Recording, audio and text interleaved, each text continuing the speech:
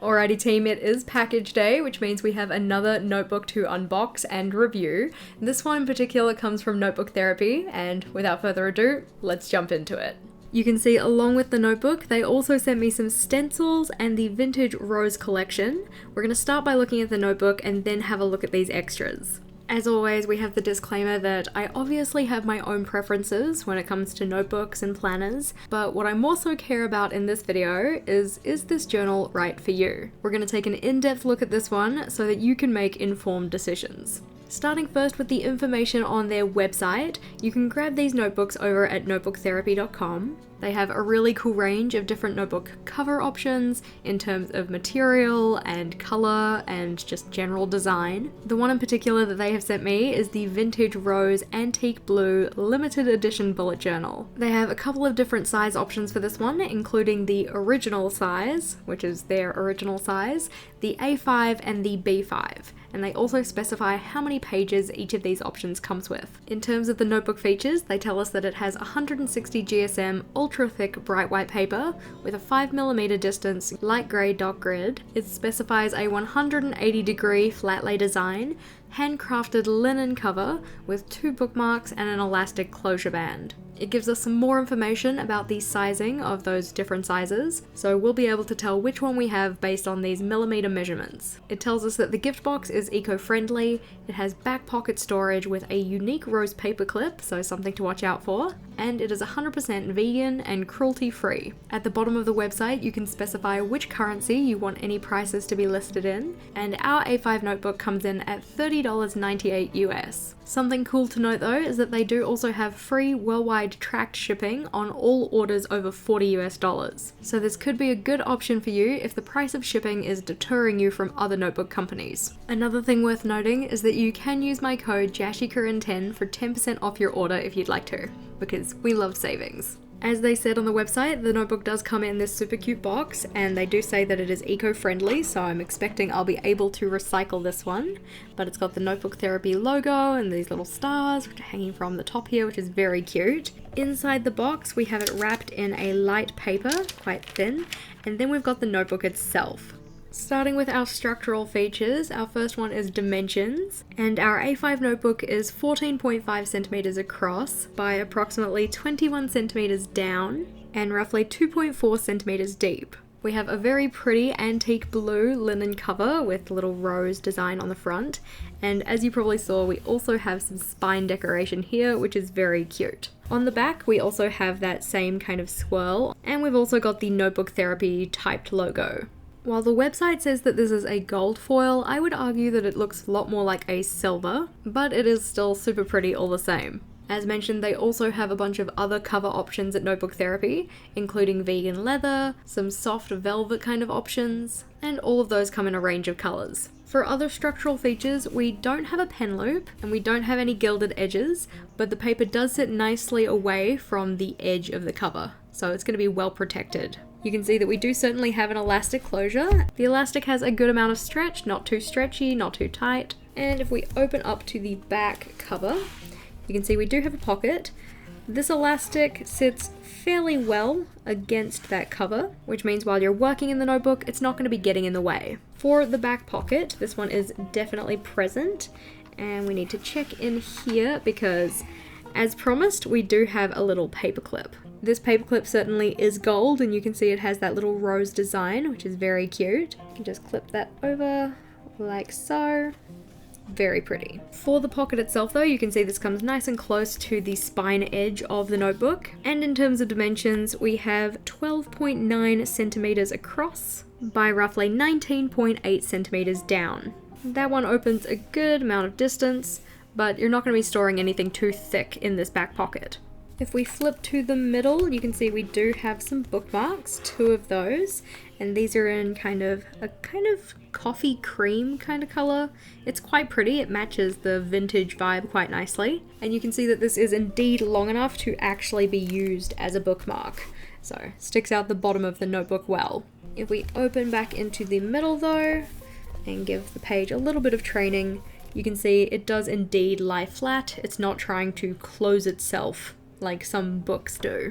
Looking now at our layout features, so turning to the front of the notebook, we do have a nameplate page on the very inside cover here, which tells us what type of notebook we've got. It is by Notebook Therapy, and this belongs to. In terms of this section to write your name on, this is a little under 3 centimeters, so about 2.8 centimeters long. So not a super long space, maybe just a first name, or of course you can extend your name to either side of the dotted line, or just write it underneath. Flipping into the first doc grid page, as typical, we have the glue binding this to that front cover, and I'm just going to press it down rather than pulling it away to separate it, though if you're careful you can sometimes get away with it. But this just keeps it nice and stuck. While the glue does take up the edge of the page, it is not intruding on our doc grid space. You can see for our layout though, we don't have any numbering on the pages, so all of the corners of these are just blank. And in terms of the darkness of the dots, I would say it is very comparable to Archer and Olive. If I take my piece of Archer and Olive notebook paper and line that up, I would say that they are essentially exactly the same. You can also see it's the same color paper too, but we'll get to that when we talk about paper features. In terms of our doc grid dimensions, each of the doc grid spaces is indeed 5mm across, but the doc grid space across the whole page, we have 13 centimeters or 26 spaces, and then if we look at it vertically, we have 19 centimeters or 38 spaces. So the same dimensions as we get in a lot of A5 notebooks. For other layout features though, we don't have anything else printed on the pages, just the doc grid, and our paper has rounded corners.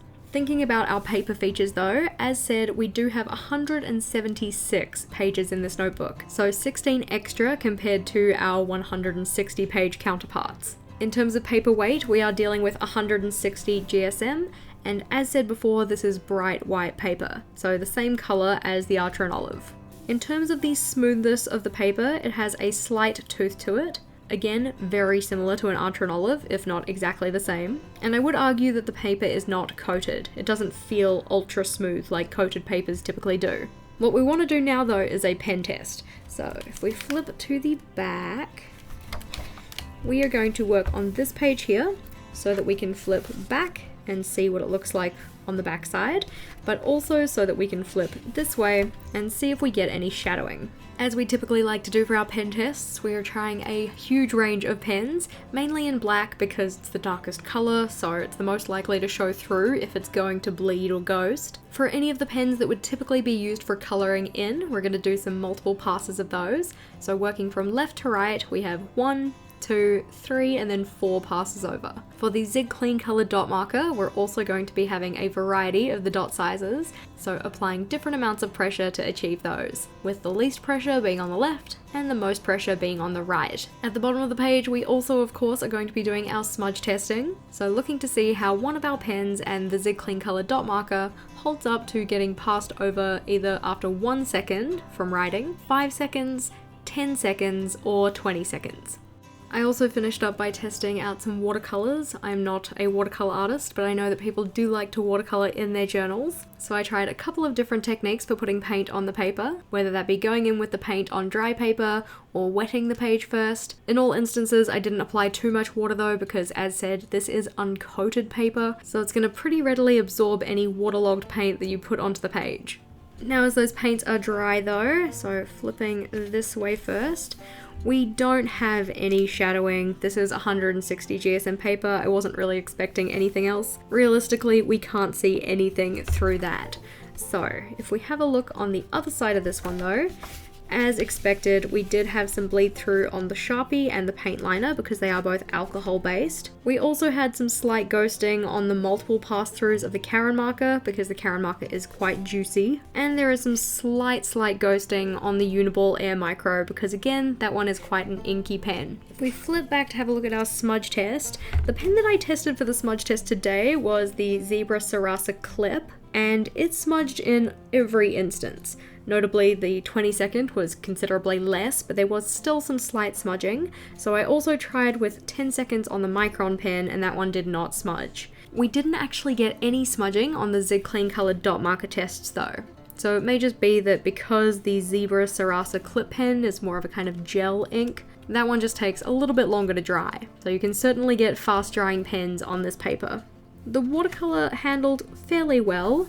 You can see that we do have maybe some very slight ghosting, but it is so incredibly slight. I don't think you can even see it on camera. I can see it very slightly in person for our kind of more waterlogged one. But because the color seeps into the paper as fast as it does, it's hard to kind of blend colors or move them around in the same way that you would on watercolor paper. As mentioned though, we did also get some bonus goodies, so we're gonna have a look at these too. Let's start with the stencils. So these ones are specifically listed as being bullet journal stencils, so I'm assuming that we're going to have some things that are good for decoration and function in our bullet journals.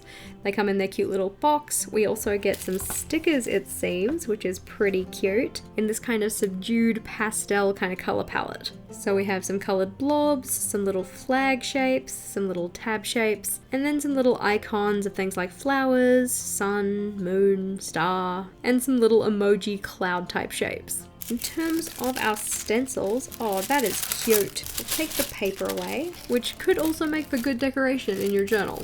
It might be a little hard to see because it is quite transparent, but it's got just kind of the same iconography as we had on the box. So alternating between dots and then the kind of different colored decorations, similar to what we had on the sticker sheet. In terms of the stencils themselves, we have 6 different ones to look at. So what I think we'll do is grab out a spare piece of paper and stencil them all out so you can see. You can see that some of the stencils have little labels on them. So for instance, this one says saving tracker because you've got like the piggy bank and the coins and then this like little jar with the dividing lines. This one says star rating with the little stars. We've got a weekly habit tracker, which I guess you use the vertical and then horizontal lines on to make that one up. But lots of cute options, and I also like that they've got the edge here that has another stencil pattern, and then also the ruler edge, which could be useful too. So for these ones, I don't think that I'm supposed to do all of the edges and make like a little box. I think I'm supposed to just do one of the edges so that I can make that little tracker. So if we put these ones in first, and then we can move the stencil up and we can do those horizontal ones too. So you can see it makes that little kind of grid shape, which is pretty cute. Very handy in particular if you're not using doc grid paper. So if you're using blank paper, this could be a great option. We have a little frame on this one, which is pretty cute too. It's got those little kind of inverted corners, which you can see is pretty swell. We've also got this one here, which has like kind of like a Wi-Fi vibe to it. And then we have a variety of different regular kind of shapes, so diamonds, ovals. We've got a little trapezoid, kind of little rounded tab design, which is pretty cute as well. So if you were looking to make some like small tabs, you can kind of stencil those out and then cut around them. And then this kind of box design that's divided into separate segments, which might be cute for something like a decorative border or something similar. On this stencil here though, like we said, we've got the saving tracker elements, so you could put down the little jar. It looks like a little mason jar type thing. And then if you move this part over, you can section it off into those different pieces using these rounded stripes to make kind of like different pieces so that you can say, oh yep, this much saved, that much, etc., up to the top. We have the little piggy bank, which is very cute, and some little coins to put in the piggy bank, which is pretty sweet too. I like the play bar as well because that would work well for people who do playlist spreads. Obviously you need to be careful with which pen you're using for doing stenciling because you don't want the pen to be too thick and then you end up with kind of weird sizing on your stenciled pieces. So little star ratings, little play bar, very cute. I like the little moon and star too. That's pretty sweet. I'm not going to draw out all the rest of our stencils, but we will have a look at them individually. So we've got one for different kind of border designs. So we've got the clouds, little moon phases, bamboo, little kind of bunting options, and then this could be like the vine and the leaves with a nice squiggle down the side. For this option here, we have different banner kind of options. So a little file folder, little speech bubble, more kind of bunting options, some regular shapes, banners, ribbons, and then like a little kind of cloud edge. Very cool. These ones here are kind of like pieces of washi tape, so they've got little ripped edges. For this one, we have a kind of honeycomb tracker, we have a water tracker, so a glass and then drops of water, some little tabs, another cloud style border, some little tracker kind of elements, so like a dot list or a grid box list. This one is listed as a citrus slice, so that would be the middle, and then you draw this one repeating around that center circle. And then the flowers would be similar, so the centerpiece, and then different types of petals depending on what you want to do. And for this one here, we have a zigzag pattern, some different lines, some different circles, a 7-day tracker, a variety of arrows, which I guess you could combine with these lines as well for different sizes, a little tag, a little paper aeroplane, and then some other cute little boxes too. Along with the stencils, we also had the vintage rose collection. So if we move our stencils to the side, we can open this one up. We'll keep our paper though, just in case we need to do some swatching. So this one comes with some stickers, which are very pretty. Hopefully you can see they've got some gold foiling on them, but they're in that kind of nice sepia kind of tone. So that's 1 sheet of 4. We also have some kind of newspaper clipping style ones, also with some of that gold foiling, just a little bit of it. This one also has a little cut from Sleeping Beauty, which is quite pretty. And then we've also got some rose themed pieces in terms of like quotes, little piece of music, and a couple other little pieces of lettering. To fit with the vintage rose vibes though, we have 7 different washi tape options. So this first one here is actually shaped a little bit differently to a regular washi tape. You can probably tell from the edge, but this one is very much a border piece. So you can see we've got a whole bunch of different like roses sitting in amongst each other, making a nice little border. We put that one on our paper so you can kind of see what it would look like. This one is a little bit trickier to pull off because you have to be careful not to rip the thinner sections of the washi tape because some of these joins are quite thin, but they are very pretty. In terms of our next one, you can really see the vintage kind of vibes in these. So this one is a regular size washi tape. This one is kind of like another border piece, but it looks like it's got some kind of like lace work behind it. So sitting on this kind of beige color and then with that sepia tone rose pattern. Put that one out as well. The next one we have is kind of like a ticket inspired thing, which means that some of these are cut away from each other. So if you can see what I mean, it's like got the little kind of ticket piece there, and we've got different styles in terms of the roses, other kind of like typical ticket piece, like the typed kind of pieces on the side, and we've also got that gold again, which is very pretty. So we'll put that one out too. This one here is a wider tape, and this one kind of looks like it's stamp based. It's also stuck down with this little piece of blue. This tape is not so much paper based, it's kind of more plasticky feeling, like not in a bad way. It just means that, yep, it is transparent and you could cut these individual pieces out for decoration on your page. This one offers a simple blue and red color palette, which is very pretty as well. So things like a kind of wax stamp and then the actual wax seal, regular stamps, envelopes. Put this one out on our paper so you can kind of see that background is very much more transparent compared to regular kind of washi tapes.